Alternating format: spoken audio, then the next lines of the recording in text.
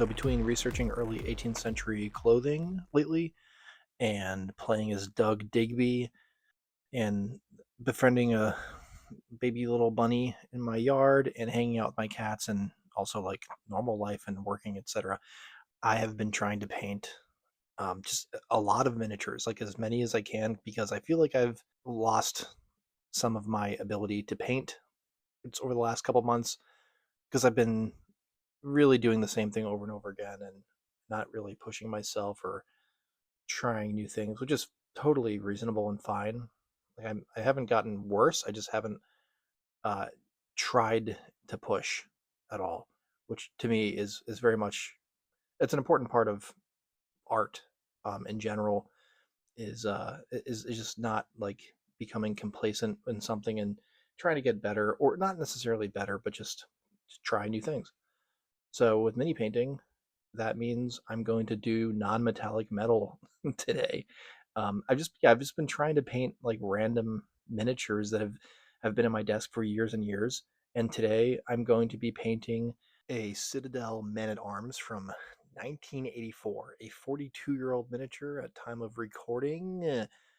Uh, it's it's kind of crazy. This guy is 42 years old. He looks absolutely fantastic, and that is because I'm 99.9% sure one of the Perry brothers sculpted him, all those years ago. So yeah, he's a Perry Man at Arms from 42 years ago, which is just wild. But it's such an awesome miniature, and I wanted to have it. He's been on my desk for forever, like I said, and he was like the perfect candidate to do a non-metallic metal kind of thing. I This isn't like a clickbaity like learn how to paint non-metallic metal and it's gonna look amazing because I'm a master class artist and I want to make you feel bad that you can't paint it. This is literally me just like trial and error painting non-metallic metal, and I figured I'd film it because I'm trying to be more productive in my space like that. I'm holding space for my productivity, everybody. But yeah, it was just one of those things that I wanted to try. This miniature is wearing 90% metal. Oh, well, I mean, he is literally 100% metal, but he is wearing he's mostly armor. He doesn't even have like a tabard on or anything like that. So what I'm doing here, I didn't follow any videos or any step by steps. I did my classic base color with the muddy brown and then a lighter brown kind of sand highlight. But the miniature kind of it came together very much on accident. I went, like I said, I went in blind with this, and I started with the black base, and then I zenithaled just like a cream, like a mid, like a creamy, like off white color. I didn't realize how good that was gonna look until I did it because that's kind of like the most important step in this. I came to realize, and then from there, I already did all this in the video, but from there I just did just stark white, super super dry brush on the all the armor and stuff, and it really came out way better than I planned. So I did a little bit on his hair, you just saw, and right now I'm just going in with diluted black wash for all the metal, and that's simply to tone everything down, make the white not pristine, but also tie it all in together. In my mind, blend some of the edges and whatnot, but really give it that like real metal look, where if a blued or blackened metal. So right there, it's kind of it looks awesome. Yeah, at this point, I was kind of I was pretty surprised with how good it looked. Just because I had, like I said, I came into this with nothing, like no plan or nothing, and if I could make a semi-competent video out of it, that was the plan. But I accidentally kind of did it very quickly. So the only cloth I could see on him was part of his hose underneath uh, his leg armor. So I opted to just do like off white again on those, and then I'll eventually do blue stripes that kind of get muddled and don't really look that good. But that's not what this painting adventure is all about. It's all about the armor, baby.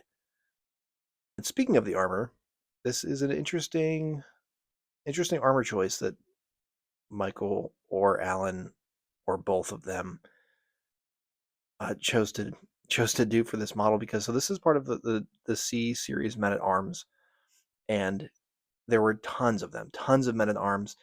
I think it was like the first series actually had like mounted and dismounted versions of the men at arms, various like knight kind of looking guys, but and like some were more goofy than not in that like very like mid 80s pre-Slaughter, what you expect from Citadel models from that period. But a couple of them, including this one, are so they're proportioned so well, and like you can expect from the Perrys, apparently even 42 years ago, is that it's they are pulled from some sort of historical reference, right? So many of those early Citadel models are like either essentially historical models, or they're like very very inspired by specific time periods, and all that is a lead up to saying that you can clearly see that this model was heavily inspired by 15th century armor, specifically what comes to my mind is some Italian armor references, and even, I mean, it's worth noting, even some Germanic armor from the same period is very inspired by, anyway, that whole world, the German, Italian, that whole Gothic period of armor there. 15th century vibes for this guy. But it's just really cool to see that for a fantasy model that was intended to maybe fight orcs and goblins and beast men. They put the effort into doing some sort of research for some sort of historical basis for this. And obviously, though, the Perry brothers, of course, that's where they're going to go to.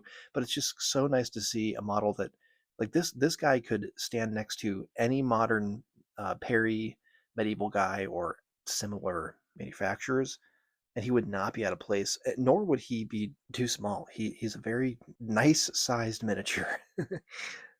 It's worth noting that the helmet, I think it's technically a Saleh helmet, but don't quote. I haven't read about this stuff for a very long time, so this is all weird historian muscle memory.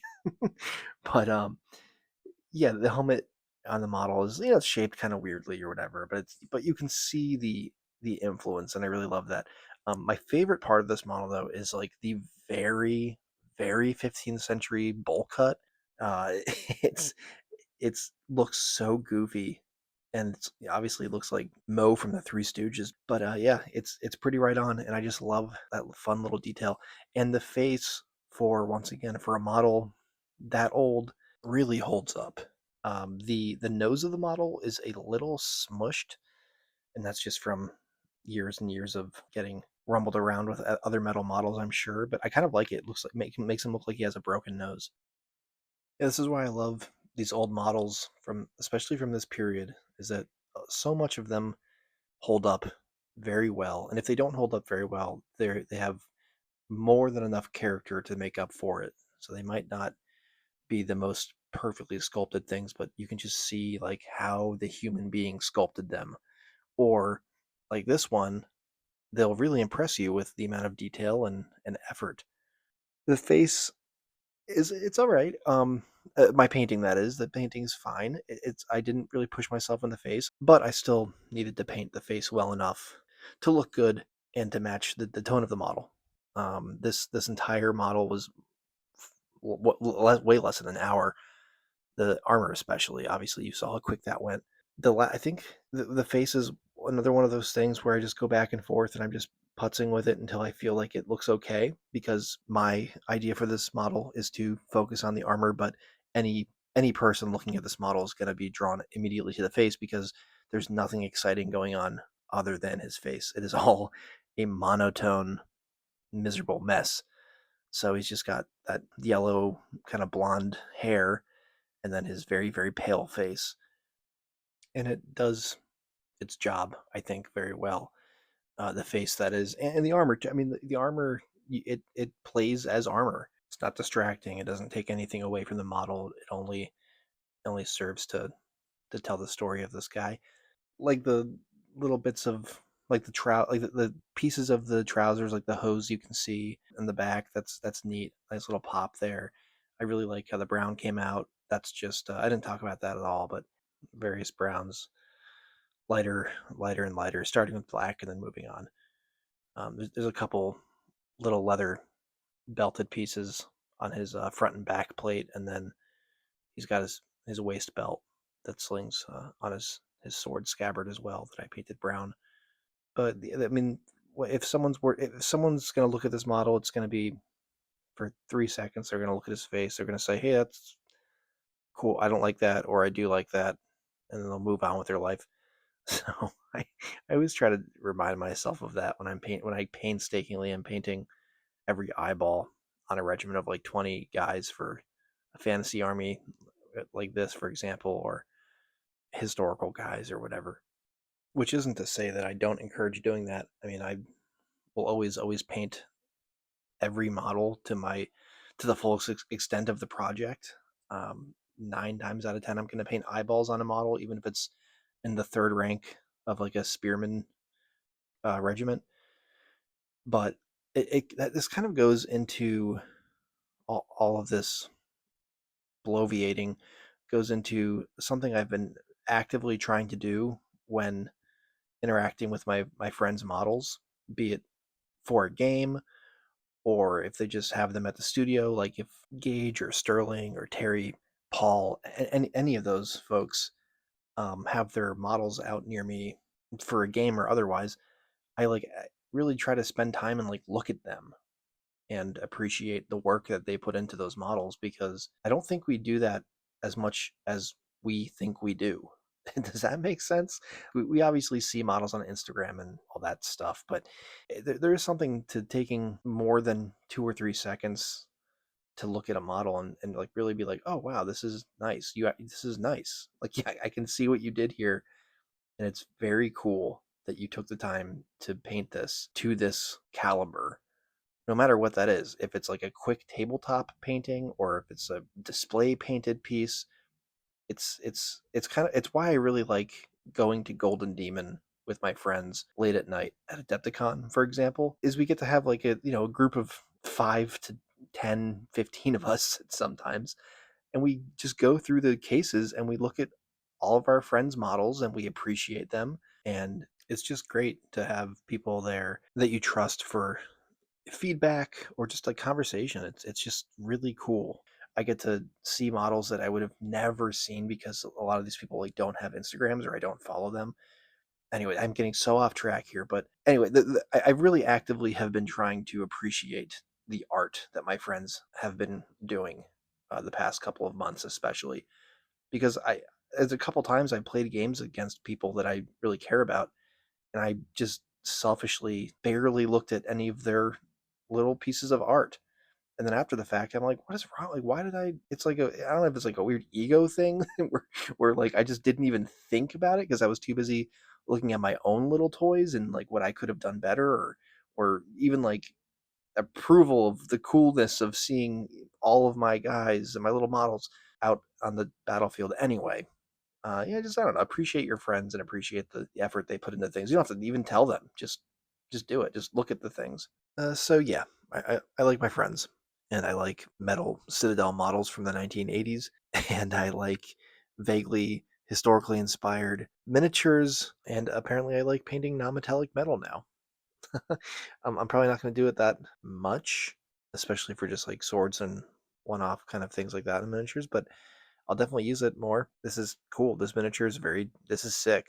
Thanks for listening to this mostly incoherent, maybe a little coherent stream of consciousness blabbing. Bye.